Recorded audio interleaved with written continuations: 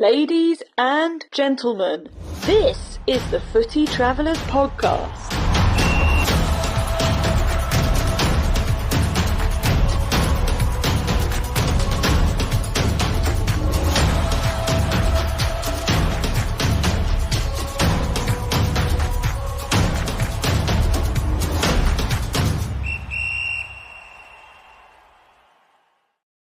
Well, Mark and Lila, welcome back to the Footy Travelers Podcast. I think you guys might be one of our first return guests. I'll have to go back through the feed and check that out. But yeah, great to have you guys again. Good to see you. Good to talk to you guys again. Thank you for having us. And Mike, welcome to you, my good friend. How are you making out today? I've returned as well. I am here. I unfortunately have not returned from as epic of journeys as Mark and Lila, though. Yeah, I'm here. We're going to talk about that journey. I'm glad I'm here with all of you guys together. And we're here today to talk about a trip Mark and Lila both took recently. This one a bit more international, but still with some ties to the U.S., technically, I suppose.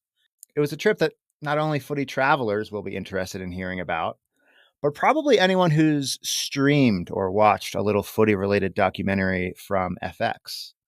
Put together, of course, by a couple of, small time, but up and coming actors. Their names are escaping me right now.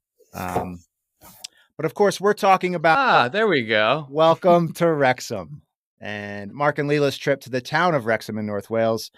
And we have some questions lined up that hopefully offer listeners not only some entertaining stories from your trip, but some helpful insights as well. So.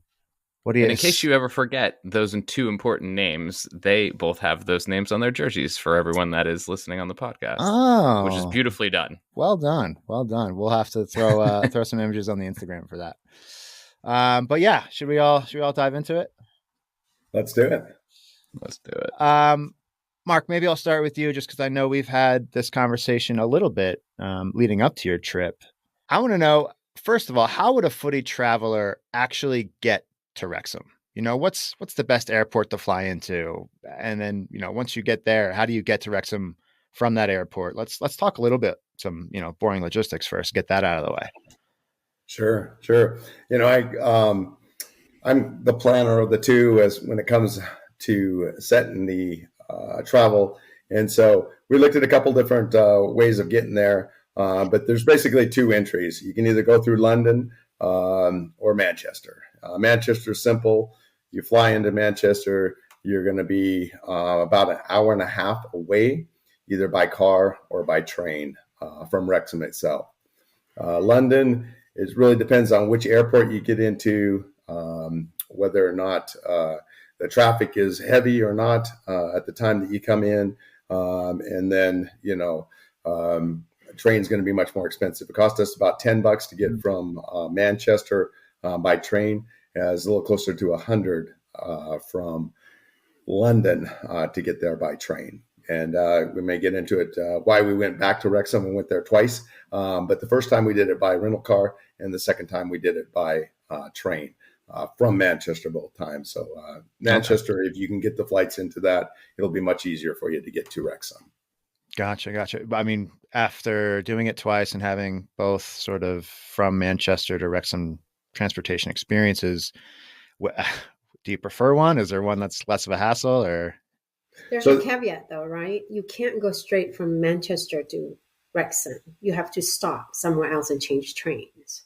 And the stop is in Chester.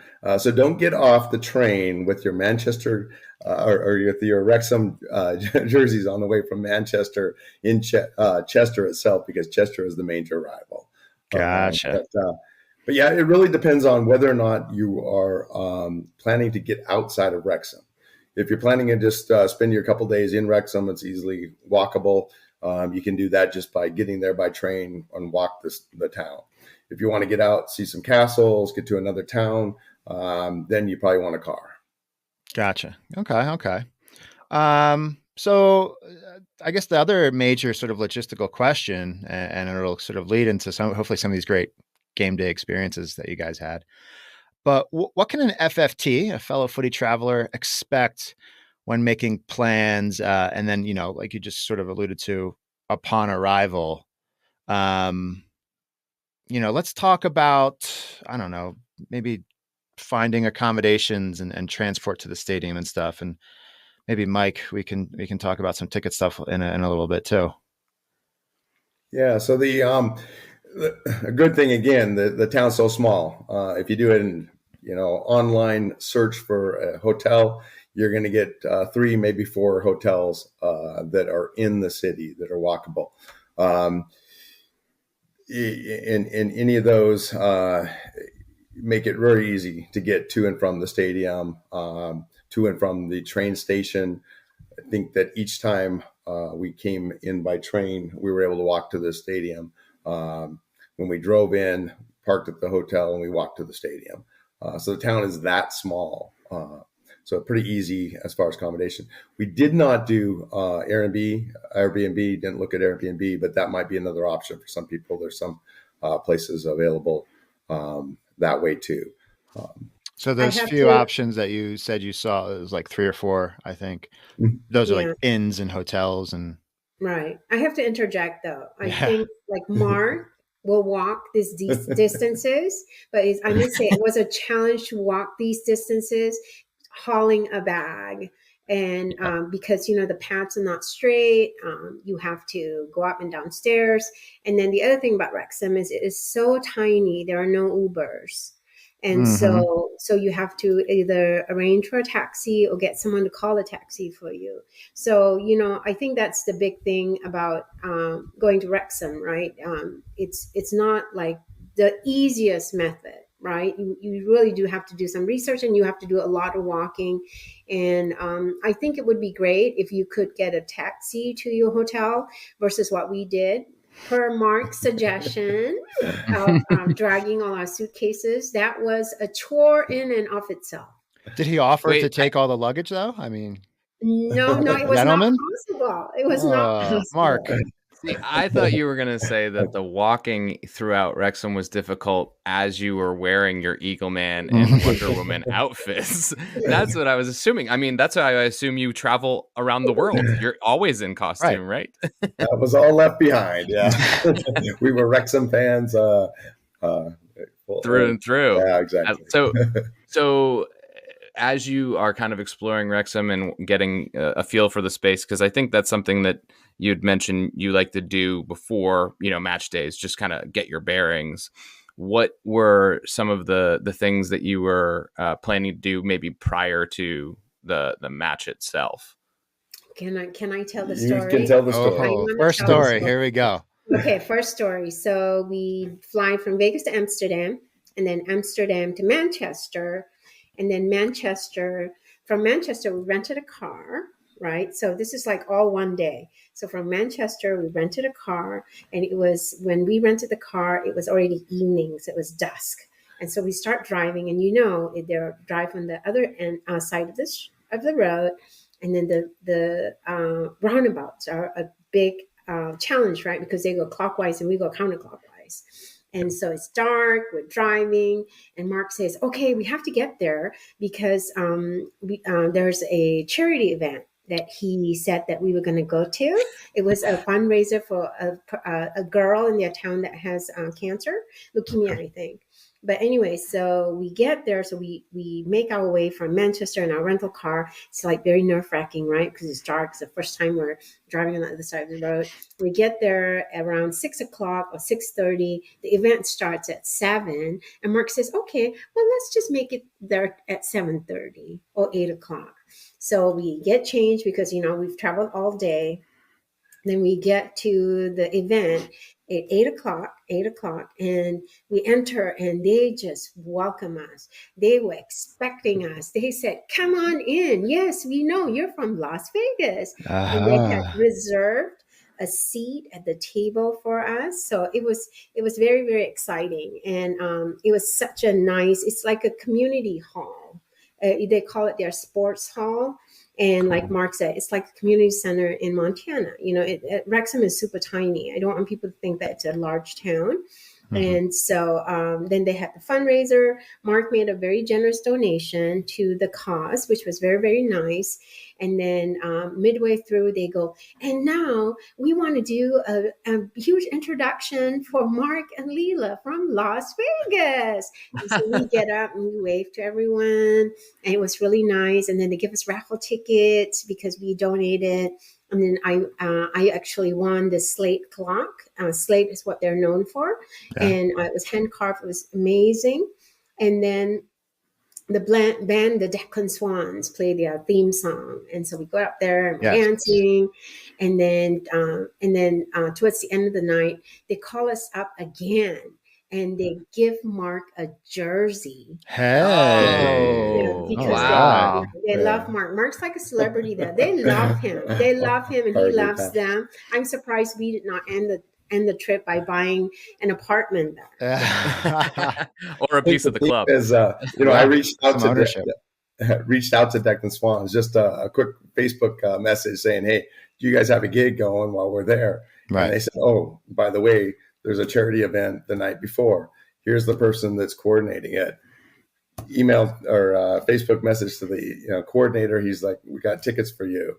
Now it's an international event. Thanks so much for coming. But that was really an intro to the town and the people. Nice. And so many stories about Wrexham just from the people we were sitting with then. Yeah. And they love Mark so much. The Declan Swans played that theme song twice. Yeah.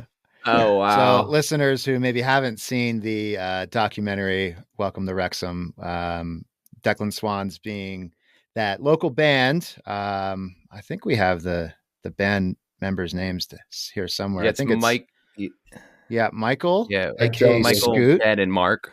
Yeah. Mark and Ben. Yeah. But they kind of composed, I think, and sing that classic, what is now the theme song for the club after the Reynolds McElhenney sort of takeover. Anyone care to throw out the first few lines or? What is the first line? No. Less than a mile from the center of town. The old stadium. An old stadium crumbling down. No one is vested as much as a penny. So bring on the Deadpool and Rob McElhenney.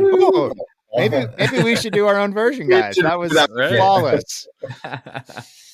I love it. I love just even the setup to that story is you were probably like on like 4 a.m. your time zone when you're having to get like on stage and all these things, like the long travel days into an event immediately. I feel like we never give ourselves the rest day. It feels like we always jump into something immediately, but I totally recognize the adrenaline that you probably were just like flying off of. So you mentioned it being a really small town, and I wanted to, when I do any travel planning, I always try to think about, okay, what neighborhoods do I need to look at to go visit or stay in?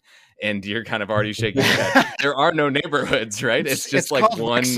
Right. It's like there are no like, hey, visit this part of town. It's really like, that's it, right? Like, what would you recommend in terms of whether it's I think where to stay or what to see? Yeah, to us, it's all Wrexham. To them, there are neighborhoods. Mm-hmm. And so, when we got done that night, when they closed down the little mining hall, the guys were like, oh, let's go out for one more drink.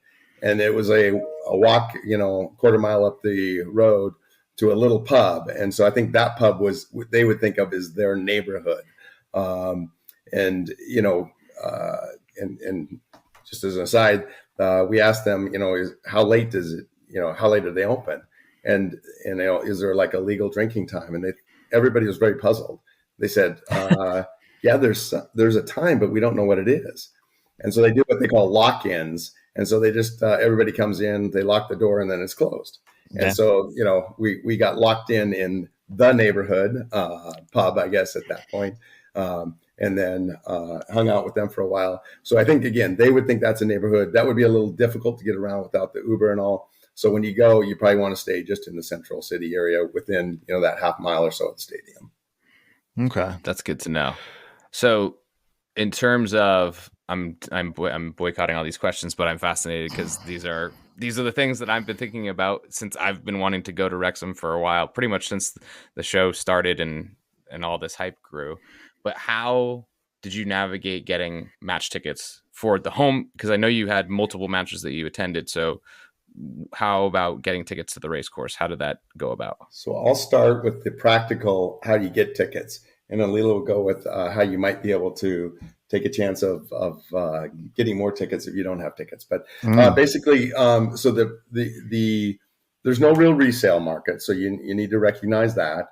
And I should just jump in and say, so at eaglemansoccer.com, I put up a little fan guide. So you don't have to take notes today. You can go in there and there's a, tickets tab that you can go down step by step on how to get tickets. But basically you have to be a member. So you join the club. I think it was somewhere around £25 to be an international member.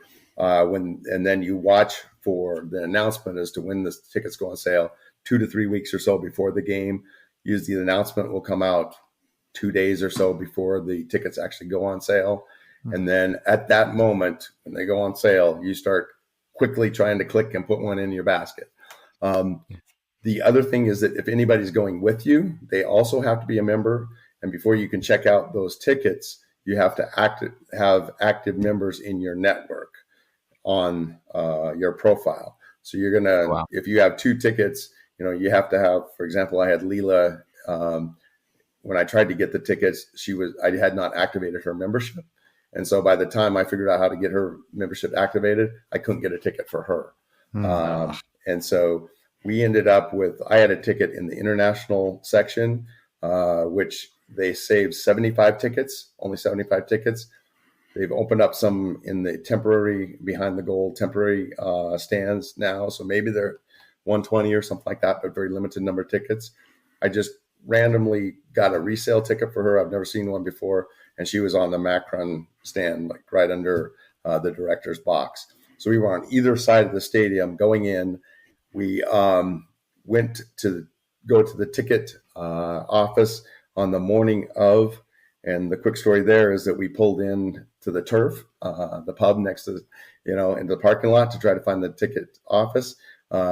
Jumped out. Before we even jumped out of the car, another car pulled up next to us and looked in. It was Wayne Jones, the owner of the turf.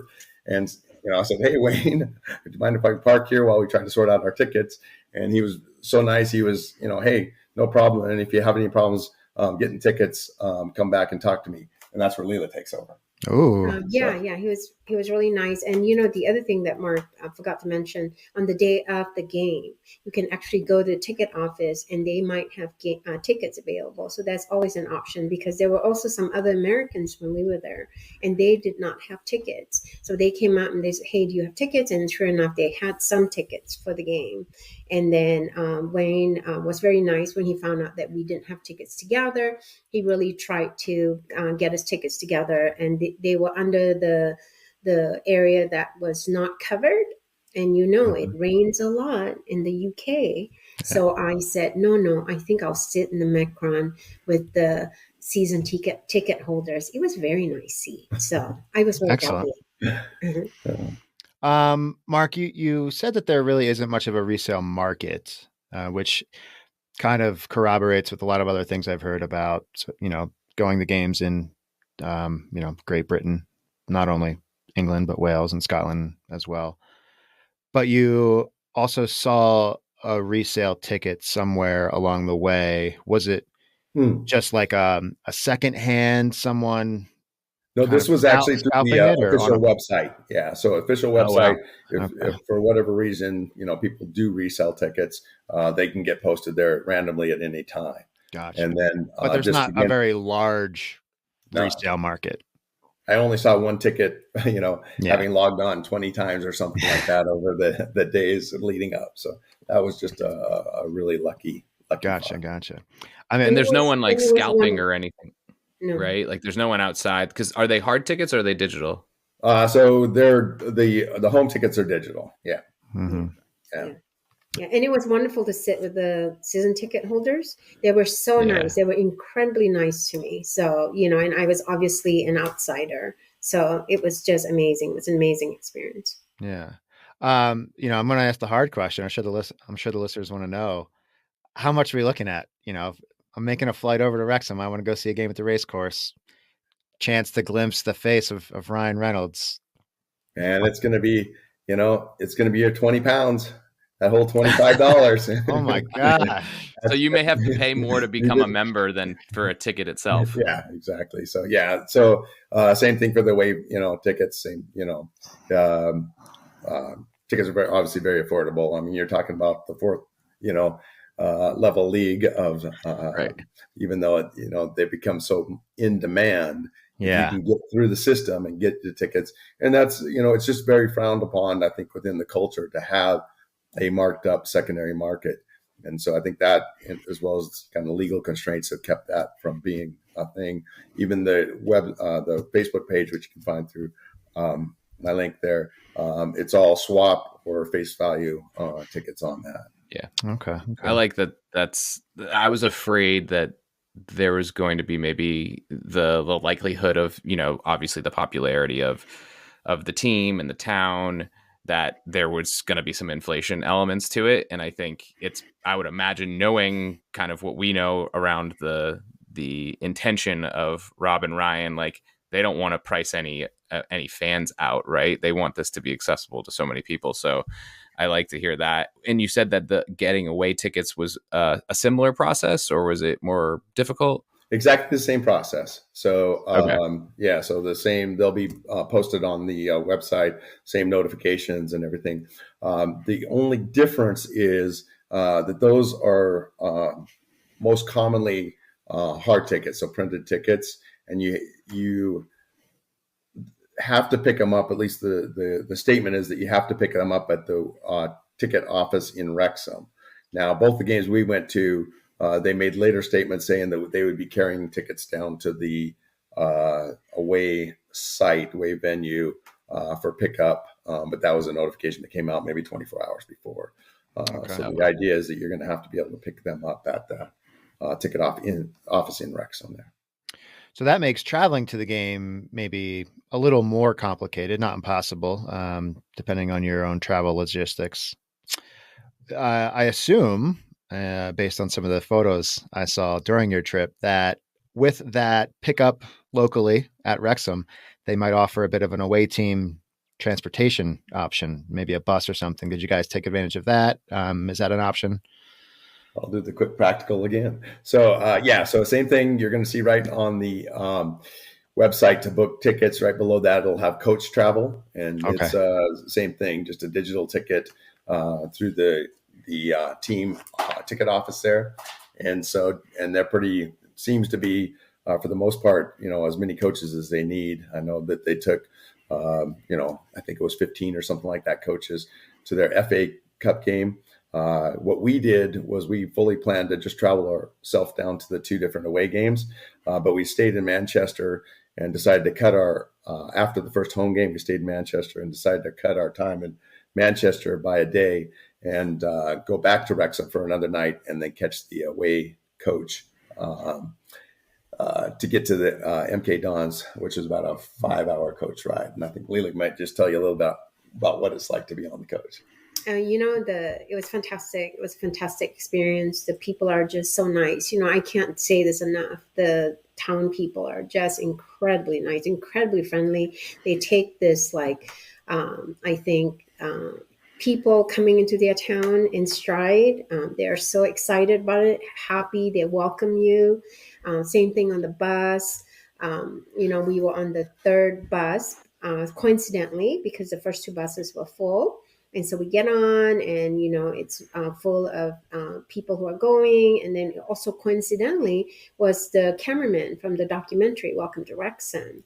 Yeah. And so they were, I think, puzzled that there were Americans on the bus, right? Because it's a local bus for the local fans. And so they interviewed us because they were so intrigued. And so that was kind of fun. And I think I told them that definitely this trip was a very soccer-centric trip. So Mark got to live it all, everything that you want that's Wrexham related, we did. That sounds amazing. So do you think that you may be on the show? How much time did you get in front of camera? Not too much. I think a lot of it Minutes or was, so. a couple minutes. I think, who Nice. knows, they get so much footage.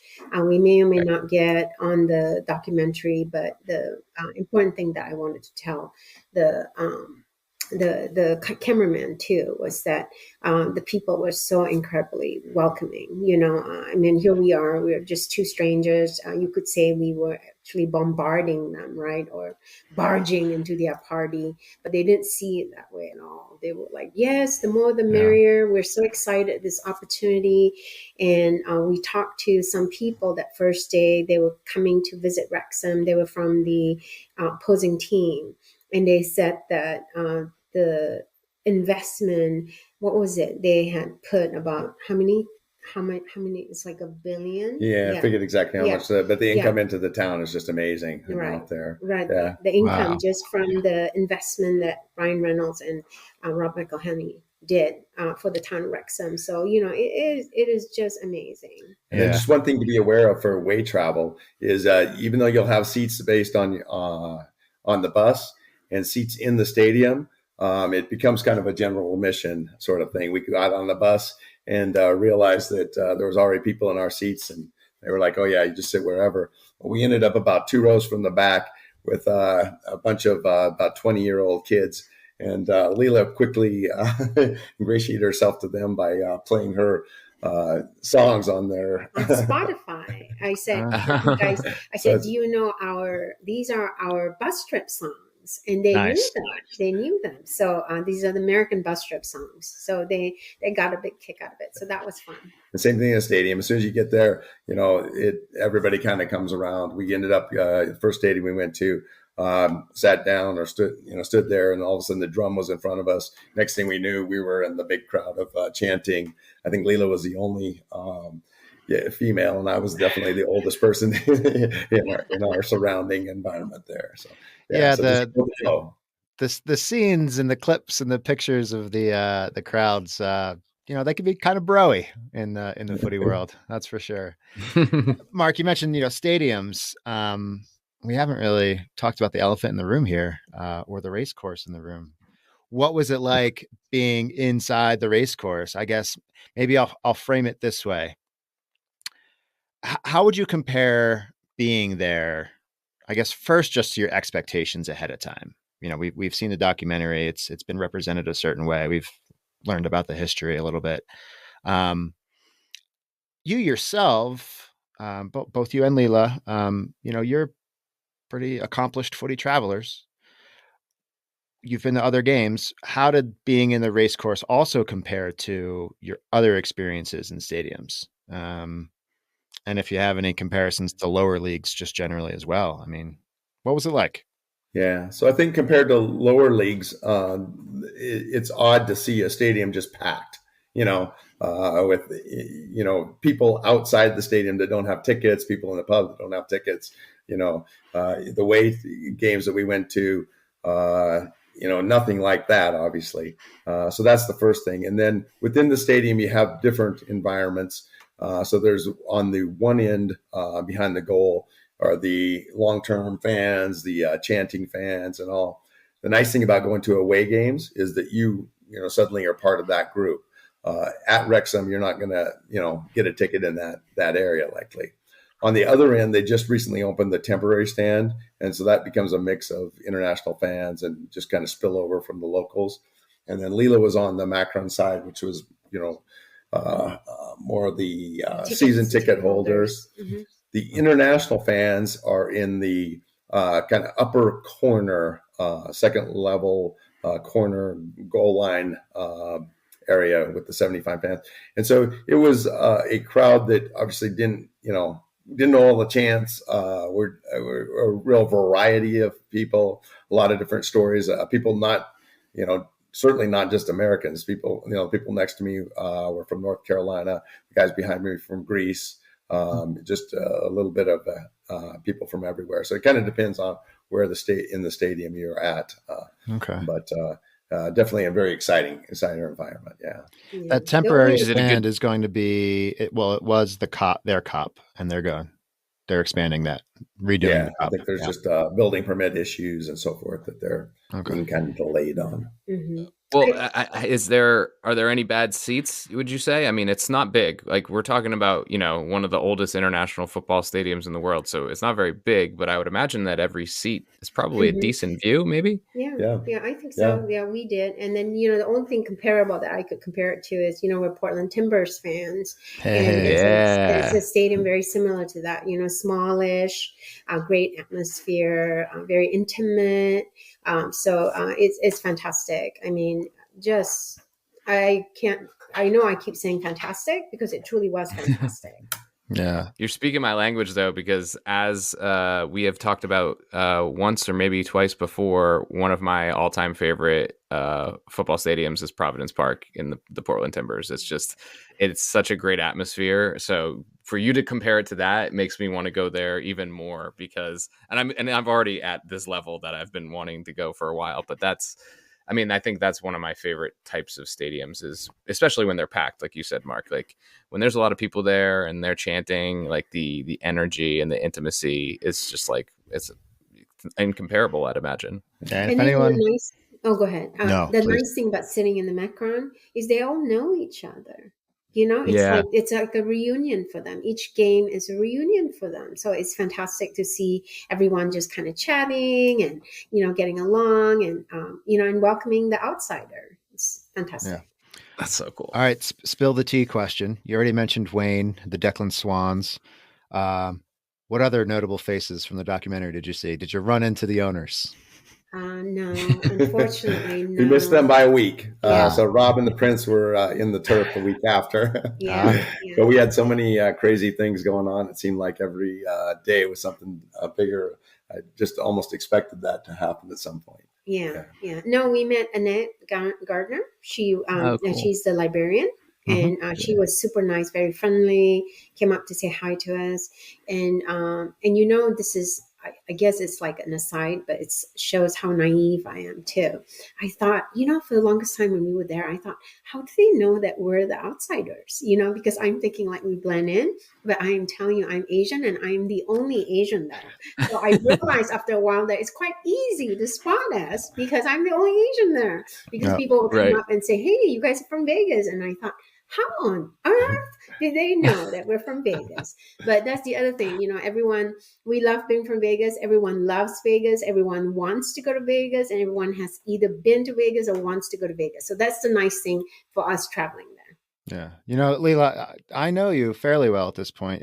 I'd call you a trendsetter. You frame it as the only Asian, but I'm going to say you're the first Asian. That's true. Maybe so. I think Wrexham's going to become a lot more popular and see a much more international crowd.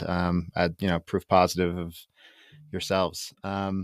Any other? I have a weird question I want to ask in regards to that, because this is all just self-serving for me to figure out when we go there. Obviously, the Footy Travelers have their own jerseys, and they are not the same colors of Wrexham's.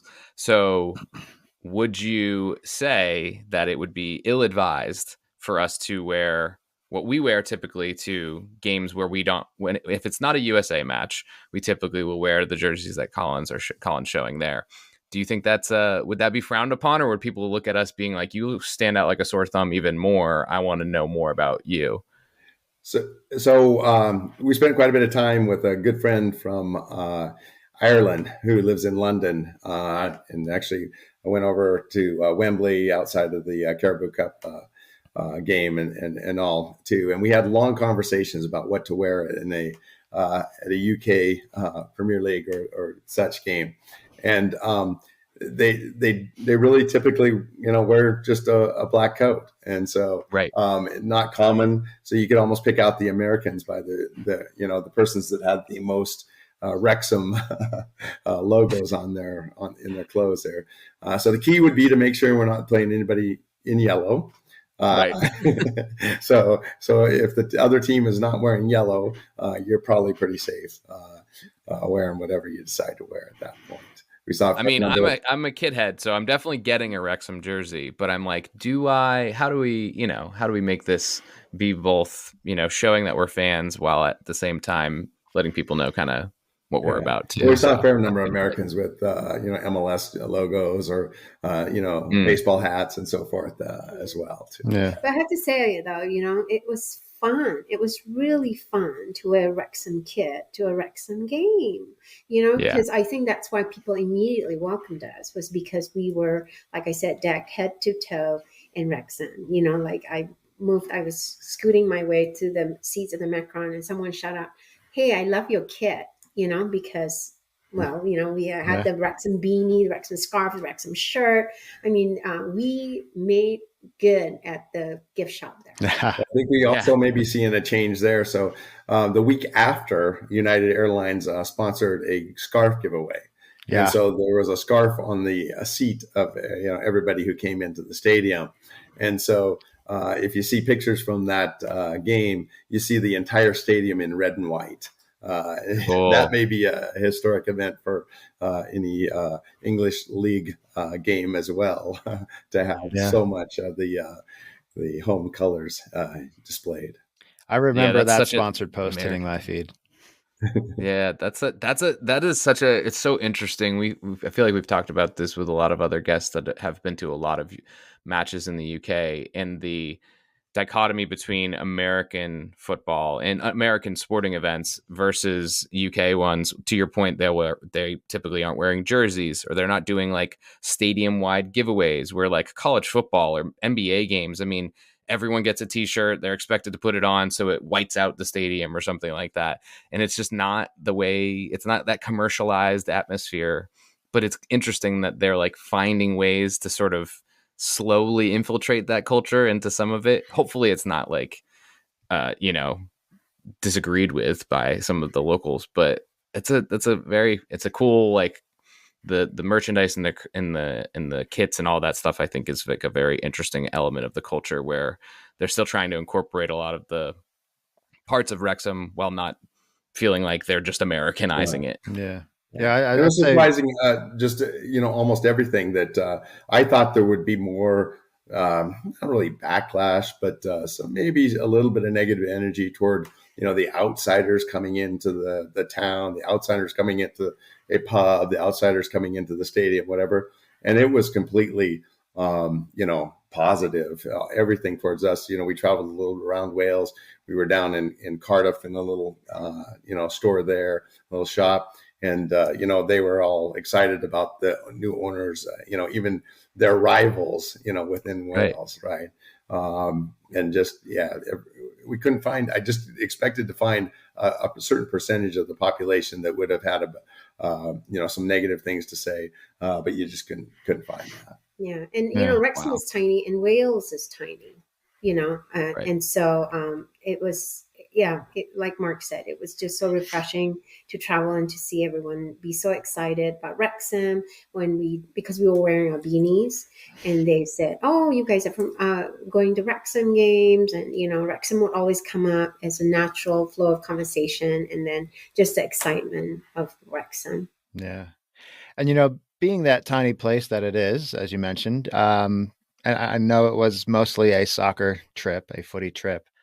Any non-soccer activities? Any castles? You mentioned, getting a car and going to see some castles. Anything worth doing outside the neighborhood?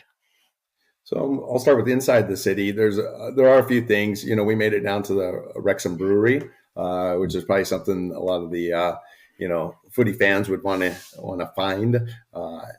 Don't be disheartened if you find out, by trying to get a hold of them, that there's not a tour, there's not a gift shop. We just wandered down and we were in their little, what was sort of a gift shop in the brewery itself. Had great conversations there. There is a walking tour. Pick up the guide at the turf there for the town. There's a couple of things that we didn't do that are coming up. So they just started doing stadium tours at the racecourse. Those you can book on the website. And then the museum. So there's a main county museum. It was closed for renovations when we were there, and they're bringing it back as two parts. One is the history museum for Wrexham itself, and the other is the football museum for Wales. And they've already started doing, I think they call it historic football tours. They do them in Welsh and in English around the town at certain times throughout the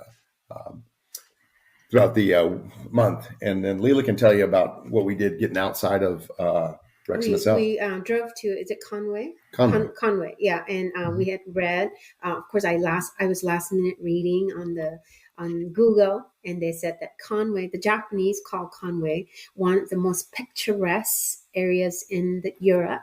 And we have to go check it out. And it truly is very picturesque. It's by the ocean. There's it's an old medieval city with a castle. There's there's a wall that you can walk on. It's so pretty. And then they are known for their mussels. They say some of the best mussels in the world come from Conway. And we, of course, tried mussels. And Mark had a Sunday roast. So that's the thing to do. Yeah, Sunday roast. Sunday roast and mussels. And they were very, very good. Sounds Conway's very about Welsh. 2 hours away. So just a beautiful town if you have the time to get out there. Wales is apparently the area, country with the most castles per square mile. So definitely you want to see a castle.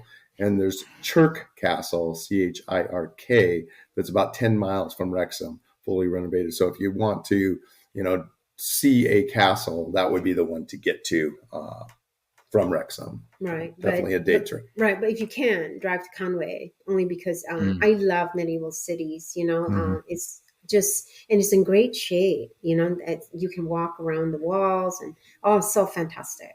Okay. So castles and footy, definitely some highlights of Wales. I don't think we really asked you this at the top, and maybe we should have. So let's go back to the beginning. Why did you guys take this trip in the first place? What inspired this whole excursion? So for me, it's been, so I've struggled since the 70s to find an English league team, and ended up I didn't find an English team. I found an English league team. I got an autograph from Dennis Tuart, who was a Cosmos player who had moved back to Manchester City, probably about 78 or so. And he had a sky blue, kit on. I thought as a little kid, that was just the coolest looking kit. So that was my first attempt. Since then, it's been whoever has the most Americans. I've tried to be a Everton fan, a Fulham fan. I went to I think it was 2002 to the Europa Cup final when Liverpool had Friedel, and I liked Heskey and Owen, but I never found a team that I really connected with. And so over the last year and a half or so, having the American owners there, having the underdog story, just finally felt like I found a team that I could connect with. So I just had to make that final step to having gone to a game to see if it really was what I thought it was going to be, as what I can now call hopefully my team. And then Lila, I took a little while to get her to watch the documentary, and I watched it all. I think I watched season 2 in 2 days. And then because I was like, I'm going to get this done before we go.